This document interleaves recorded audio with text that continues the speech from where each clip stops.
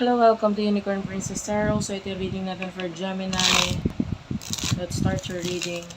By the way, Gemini, meron tayong special channel for air sign. Since Gemini is an air sign, you might want to check it out. Air sign Philippines.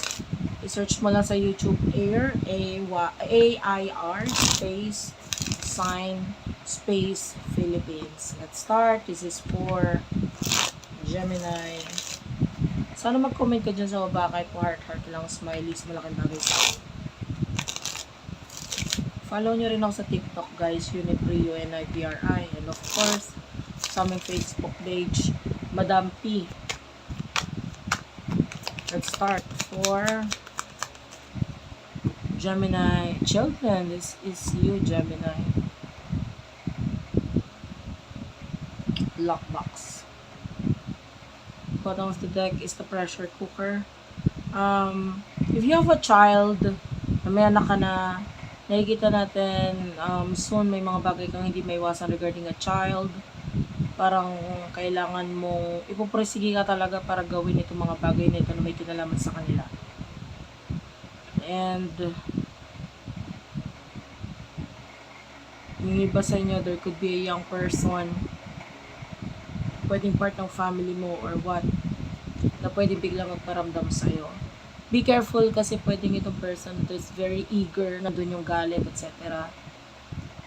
Kung hindi man sa'yo particularly, pwedeng part of your family. Ayan, magkaroon ng pagkakagulo at pag-aaway sa kanila.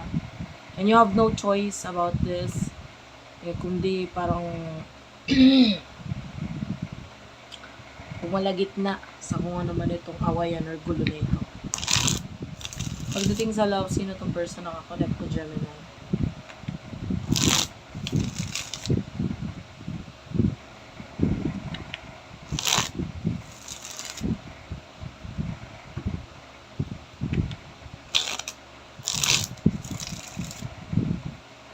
One last shuffle.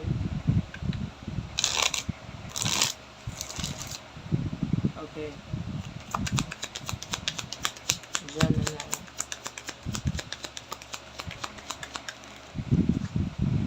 You do have your lockdown. Obsession. Nightlife is here. You could be dealing with someone na matigas ang ulo. Yeah, matigas ang ulo nitong person na to. And you do have your obsession. Meron siya mga gustong ma-achieve, makuha na parang kahit masama or hindi okay para sa kanya, nasa isip niya itong tao na to. Or nasa isip niya itong bagay. Yeah, for some of you, this is a person, this is another person na iniisip nitong person na to, na kahit bawal niyang isipin, na iniisip niya pa rin.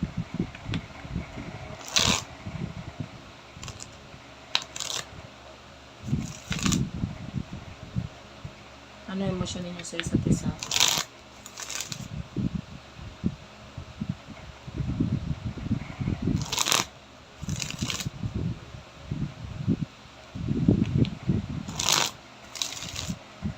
One last shuffle.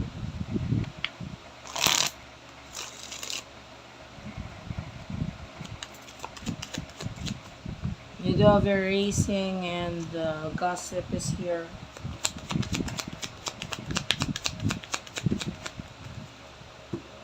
Well, to tell you what, Gemini, hindi ka dapat nakikipag-usap kung kani-kanino and wag mong i-open kung ano man yung mga detalye ng buhay mo kung kani-kanino kasi hindi naman sila makakatulong and at the same time, makakagulo pa nga sila.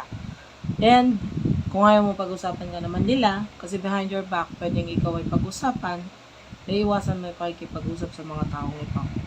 Especially yung iba sa inyo, this could be person na nakakausap mo na sa social media mo ngayon.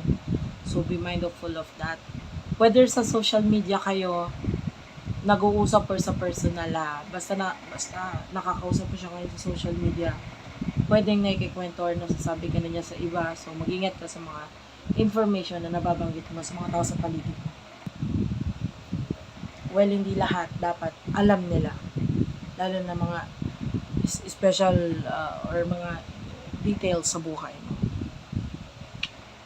Person na ka-connect mo, there's a magnetic connection sa inyong dalawa. Parang hindi kanya basta-basta pwedeng kalimutan or iwan. I feel like hindi siya nagiging honest sa'yo, lalo na sa lalo na sa mga bagay na may kinalaman sa social media. If you are in a relationship dito sa taong to, pwedeng may nakaka-connect siya sa social media nang hindi mo alam. Okay? And I feel like hindi kanya para iwan. Bagkos parang, honestly, I can see a player here.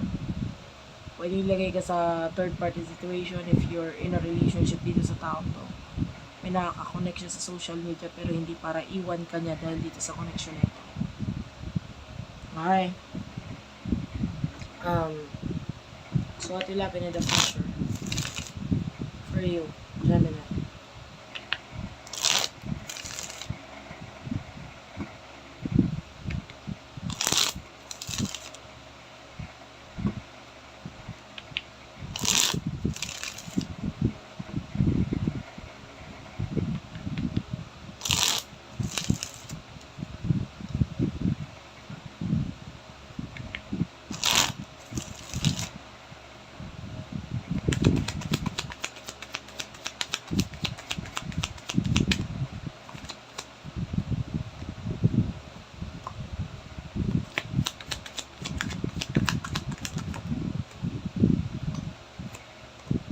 Pressure cooker karmic is here.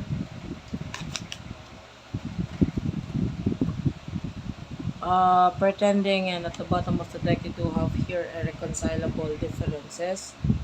So nakikita natin you're dealing with someone na could be a karmic relationship. Ngayon, marami siyang tinatago at hindi sinasabi sa'yo, nililihim itong taong ito. With the divine masculine, I feel like you need to use your intuition. Gamitin mo yung intuition. Pwede magdulot ng galit or pagkakaway, hindi pagkakaunawan. Itong connection nito or itong pangyayaring ito sa buhay niya. Pero wala tayong choice. Kumbaga, kung hindi nag-work out ang relationship, maybe it's time for you to let go of the person. Kasi maaaring hindi talaga siya yung para sa'yo. Marami siya tinatago hindi natin nakikita ang i-open up niya ito sa'yo or sabihin niya sa'yo ito. And hindi ko nakikita na magbabago itong person na to or magbabago itong person na to. Ayan. For what I can see here, if you feel like kailangan na tapusin yung relationship ninyo kasi pwedeng nahuli mo na siya dati, high chance na maulit na naman yun ngayon. So, ikaw ang bahala dyan. That's your life. I'm just here as a guide. Thank you for watching. I love you all guys. And ingat kayo lagi. Bye-bye.